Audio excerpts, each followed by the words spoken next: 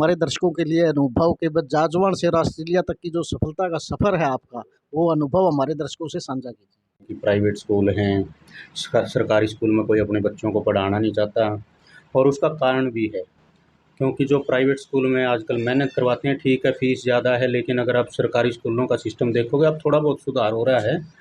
लेकिन पहले जो सरकारी स्कूल थे, उस टाइम बहुत बढ़िया थे। मैंने अपने गाँव के सरकारी स्कूल से 10वीं करी थी और वहीं से मेरा बेस बना था। जो हमारे गुरुजी थे, सारे बढ़िया मेहनत करवाते थे, बढ़िया काम करवाते थे। और दूसरा ये था, पनिशमेंट का भी प्रावधान था कि अगर टीचर बालक को मारा कर दे, तो ये नहीं था कि घर वाले जाके टीचर को शिकायत करा करते। आजकल सारा सिस्टम चेंज हो गया। उसके बाद जैसे +2 मैंने जाट कॉलेज से करी, बीकॉम करी और गवर्नमेंट कॉलेज से एमकॉम करी। और पहला था शायद मैं मेरे रोड पे जिसने एमकॉम की थी उस टाइम, कोई भी दूसरा नहीं था। और यहाँ के सिस्टम की वजह से मैं अपनी क्वालिफ़िकेशन के हिसाब से जो मुझे मिलना चाहिए था वो नहीं मिला था, तो इसलिए मैंने इस देश को छोड़ने का फ़ैसला किया था। मैं हालांकि मैं दुखी था, लेकिन जो यहाँ का सिस्टम था, सिस्टम सारा ठीक है, लेकिन इसको लागू करने वाले जो लोग बैठे हैं, कोई भी अधिकारी बैठे हैं या दूसरे सिस्टम में लोग हैं, उन्होंने सिस्टम को ख़राब किया हुआ है। आपकी जानकारी है तो आपको आपके काम होंगे, नहीं जानकारी है तो आपको कोई पूछने वाला नहीं, चाहे आपके अंदर कितनी भी योग्यता हो। तो इसलिए मैंने डिसाइड किया था कि यहाँ से निकल जाना ही अच्छा है। हालांकि मुझे मेरे देश से प्यार है और जब भी कोई भी यहाँ से जाता है तो मुझे बड़ी खुशी होती है कि अपने देश का कोई बालक आया, चाहे खेलों में जाओ, शिक्षा में जाओ। तो मैं सिर्फ सिस्टम की वजह से ही वहाँ गया था और मेरी ज़िंदगी का ये सबसे बढ़िया फ़ैसला था। अगर मैं यहाँ होता, बाई चांस मेरी अच्छी जॉब लग जाती, तो मैं नहीं जाता और मुझे वो एक्सपोज़र नहीं मिलता जो वहाँ जाके मिला। जैसे यहाँ पर क्या है कि आप कोई भी काम करते हो, कोई भी, या पॉलिटिक्स का ही लगा लो, आप गांव में मेंबर खड़े होते हो, सरपंच खड़े होते हो, या अभी जैसे नगर परिषद के चुनाव हैं, इसमें मैंने देखा है अभी पिछले 5-7 दिन में कि यहाँ पर कास्टिज़्म का जो है, पार्टीबाजी से भी बढ़कर है कास्टिज़्म का, कि लोग ये देखते हैं कि किस जाति का कैंडिडेट है और अपनी जाति का कैंडिडेट चाहे कितना भी गलत हो, ज़्यादातर उसको सपोर्ट करते हैं। वहाँ पे ऐसा नहीं है। तो जो चीज़ें वहाँ पर हैं, उनकी बहुत सारी चीज़ें हैं जिनकी यहाँ हम कंपेयर भी नहीं कर सकते।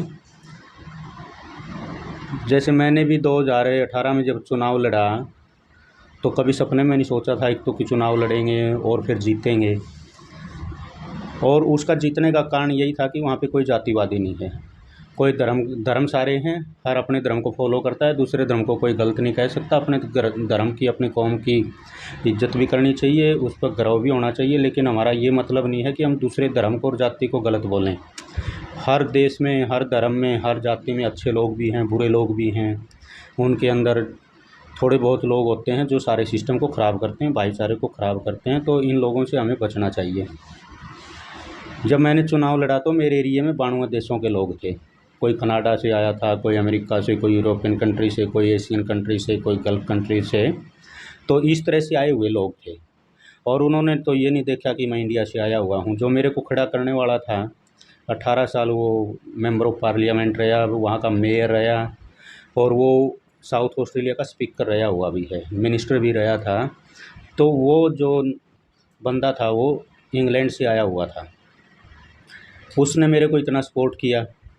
इसके बाद जो दूसरा मेरा साथी अभी 5वीं बार वहाँ पे मेंबर ऑफ़ पार्लियामेंट बना है, तो उसने भी मुझे पहले दिन से ही सपोर्ट किया और वो ग्रीक से आया हुआ था।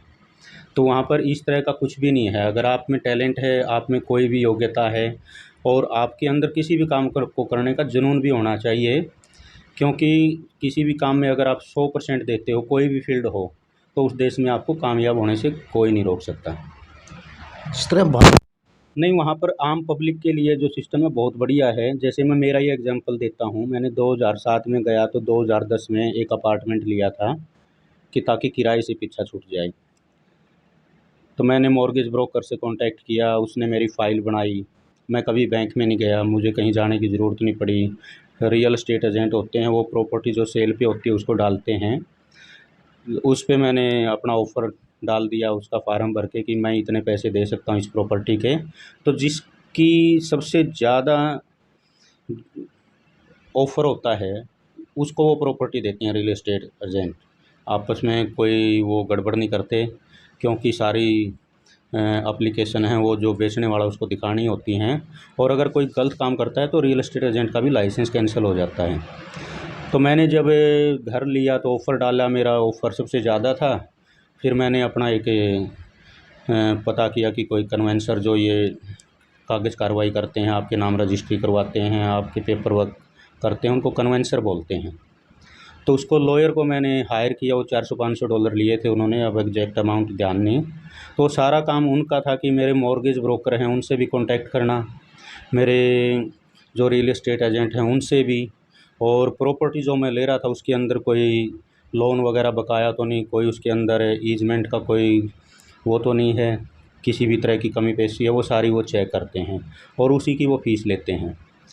जब जैसे 2 महीने का सेटलमेंट का टाइम था, तो मेरे कन्वेंसर ने बैंक से भी कॉन्टैक्ट किया, रियल एस्टेट एजेंट सबसे कॉन्टैक्ट करके जिस डेट को वो रजिस्ट्री होनी थी ना, उसने वो रजिस्ट्री करवा दी। जब मेरे सारे पैसे उनके पास जा चुके थे या बैंक ने जो लोन दिया था वो सारा अमाउंट मिलने के बाद रजिस्ट्री हो गई थी। मुझे आज तक ये नहीं पता मेरी रजिस्ट्री किस ऑफ़िस में हुई है और मुझे कौन से बैंक की किस ब्रांच से मुझे लोन मिला है। बैंक का नाम मुझे पता है, तो इसलिए वहाँ पर इस तरह का कुछ भी नहीं है। लेकिन अगर भारत की अगर हम बात करें तो जो सरकारी कागज़ बनवाने हैं, फैमिली आईडी है, आधार कार्ड है, प्रॉपर्टी आईडी है, आधी उम्र लोगों की लाइन में ही गुजर जाती है इन कामों को करवाने में। वो अपना खुद का काम तो कर ही नहीं पाते। हाँ, बिल्कुल देखो यहाँ पर अकेली सरकार कुछ नहीं कर सकती। जो सिस्टम में नीचे जो लोग बैठे हुए हैं, सरकारी कर्मचारी होते हैं, जो ऑफ़िसों में बैठते हैं, उनको सरकार तनख्वाह देती है। लेकिन इतना करप्शन है, मैंने कई डिपार्टमेंट में जाके देखा है और मैंने भी कुछ काम करवाए हैं, मुझे जाने की ज़रूरत नहीं पड़ी। तो पैसे दो और काम करवा लो, मतलब इस तरह का आजकल थोड़ा कम है। पीछे बहुत ज़्यादा था लेकिन अब थोड़ा बहुत सुधार है, क्योंकि लोग वीडियो वगैरह बना लेते हैं, शिकायत कर देते हैं।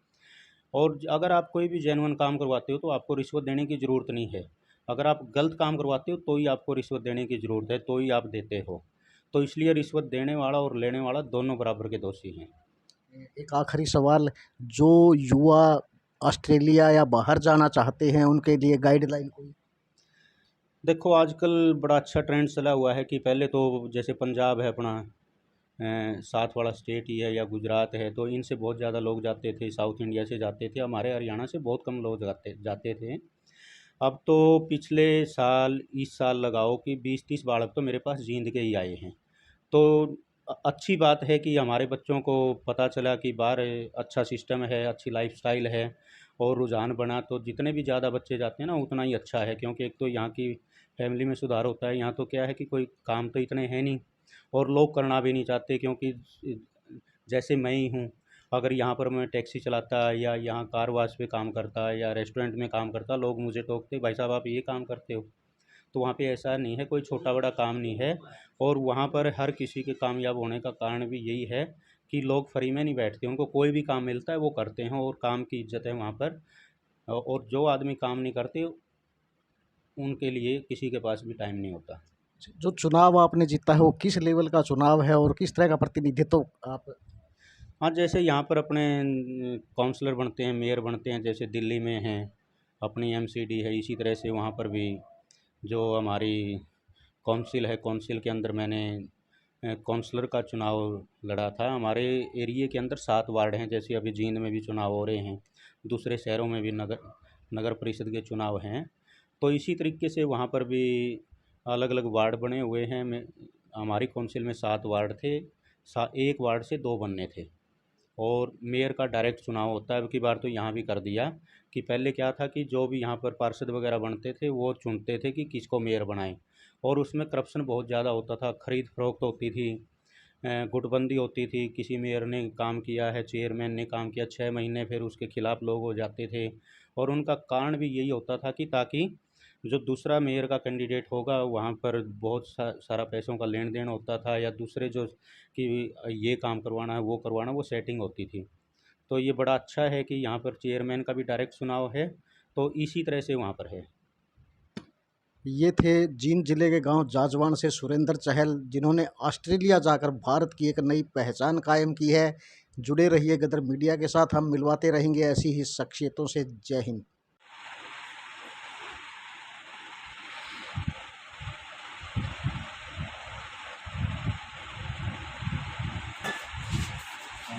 Thank you.